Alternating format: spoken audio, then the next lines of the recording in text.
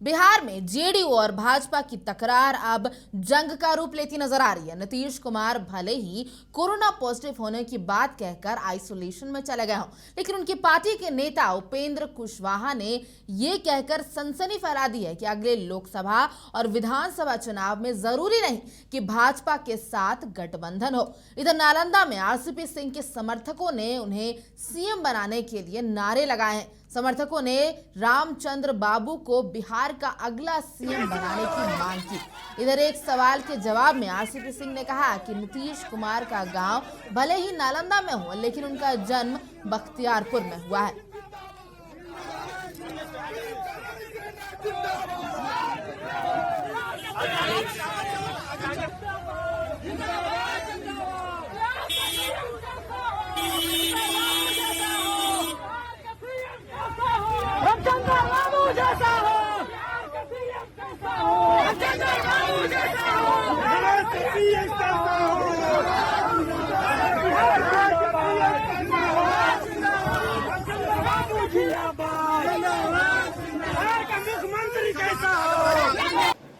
तो सर आपका गांव और नीतीश कुमार का गांव एक ही जिले में है, तो क्या नीतीश जी के अब जनाधार को? देखिए, हमारा गांव जहाँ है मैं वहीं पैदा लिया हूँ। माननीय मुख्यमंत्री जी का वो गांव है, लेकिन वो पैदा लिए हैं बख्तियारपुर। इससे हमारे उनमें फर्क है। मतलब अधिकार आपका ज्यादा है? अधिकार की बात नहीं है जी। मैंने कहा ना कि मेरा तो घर ही है, मैं पैदा लिया, ये मैं बता रहा हूँ। और माननीय मुख्यमंत्री जी का पैतृक गाँव है कल्याण, लेकिन उनका पैदा हुए हैं बख्तियारपुर में। सर मीडिया में ऐसी भी बातें। तो इस झारखंड की बिहार की पूरी राजनीति को समझने के लिए लाइव जुड़ रहे हैं न्यूज रूम से हमारे वरिष्ठ सहयोगी पंकज प्रसून। पंकज, सबसे पहले ये जो अभी बयान आया आरसीपी सिंह का, उस पर आऊंगी। अभी राज्यसभा का टिकट नहीं मिलने के बाद आरसीपी सिंह अभी कहीं संन्यास पर जाते हुए दिख रहे थे, और अब जब वो बाहर आए तो ये बयान सामने आया है। इसका क्या मतलब निकाले हम? देखिए प्रभा, बिहार की राजनीति इस वक्त बेहद दिलचस्प मोड़ पे है। 2-3 बयान पिछले 2-3 दिनों में जो आए हैं उससे गौर करने की जरूरत है। पहला बयान आया है जेडीयू के प्रदेश अध्यक्ष उपेंद्र कुशवाहा का। उन्होंने ये कहा है कि अगले लोकसभा या विधानसभा चुनाव में हम गठबंधन में रहेंगे या नहीं रहेंगे ये अभी तय नहीं है। दूसरा बयान आया है बिहार बीजेपी के प्रदेश अध्यक्ष का। उन्होंने कहा है कि नीतीश कुमार अपनी राजनीतिक विरासत तेजस्वी को सौंपने वाले हैं और सारी बातचीत हो चुकी है और कभी भी ये पलटी मार सकते हैं।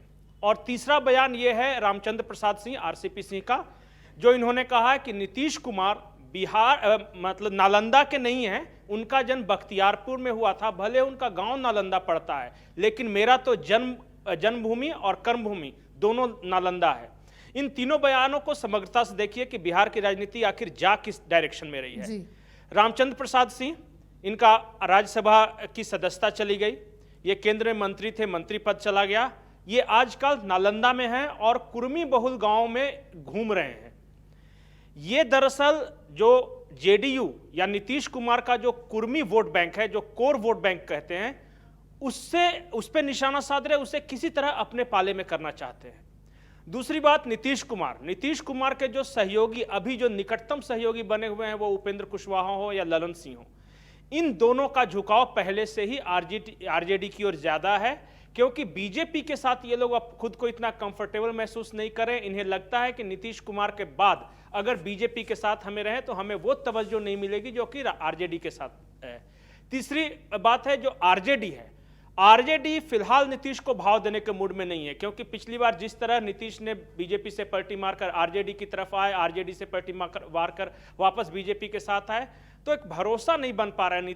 आरजेडी नेताओं का कहना है कि नीतीश जो कहते हैं वो करते नहीं है, और पता नहीं कब कब क्या क्या करते हैं, कब पलटी मार जाएंगे, किसकी तरफ हो जाएंगे, किसी को ठिकाना नहीं है जी। लेकिन जो ये बात इन सारी बातों में तय है वो ये कि लगभग हर कोई मान के चल रहा है कि ये नीतीश कुमार का आखिरी कार्यकाल है, और हर कोई इस तैयारी में लगा हुआ है कि नीतीश कुमार अगर संन्यास लेंगे तो उसके बाद की बिहार की राजनीति कैसी होगी, जेडीयू पर किसका कमांड होगा, जेडीयू का नेता कौन बनेगा, जेडीयू किसके तरफ जाएगी, इसे लेकर अभी फिलहाल पोजीशनिंग चल रही है। जी बिल्कुल पंकज, और जैसा कि आपने कहा कि अगर हम जेडीयू की बात करते हैं तो उसमें चेहरा मेन सिर्फ नीतीश कुमार का ही है, और उसके बाद अब जो आप कह रहे हैं कि इसके बाद अगला चेहरा किसका होगा जेडीयू का, तो ये जो बयान सामने आ रहा है उपेंद्र कुशवाहा का जैसा हो गया, तो क्या लगता है कि इसके बाद जेडीयू की मुश्किलें बढ़ सकती है अगर बीजेपी ने इसको सीरियसली लेना शुरू कर दिया?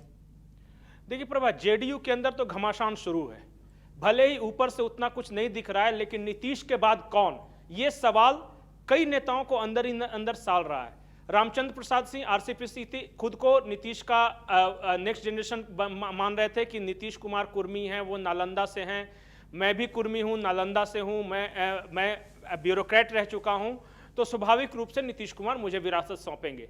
लेकिन नीतीश कुमार इनके खिलाफ चले गए, जिस तरह इन्होंने केंद्रीय मंत्री पद लिया, उसके बाद इनका कद धीरे धीरे कम होता रहा, और आज की तारीख में आरसीपी सिंह भाजपा के ज्यादा करीब है नीतीश कुमार के बनिस्पत।